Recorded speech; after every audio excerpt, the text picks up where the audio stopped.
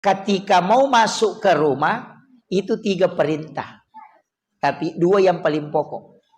Ucapkan salam. Apa salamnya kalau masuk rumah, Bu? Assalamualaikum warahmatullahi wabarakatuh. Baru lanjut.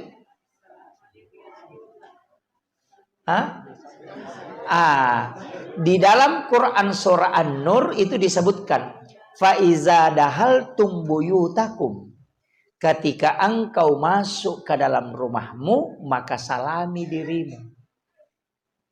Makanya kalau kita baca assalamualaikum warahmatullahi wabarakatuh, langsung lanjut assalamu alaina wa ala ibadillahi sholihin.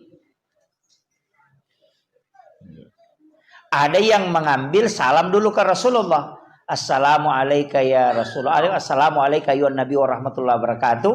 Baru assalamu alaina wa ala ibadillahi sholihin. Siapa itu alaina? Diri kita. Itulah dimasuk fa iza dahaltum buyutakum fasallimu alaihi, salami dirimu.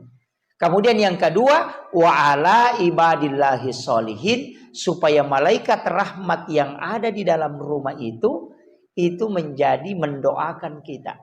Karena di dalam rumah itu ada makhluk yang tidak kelihatan.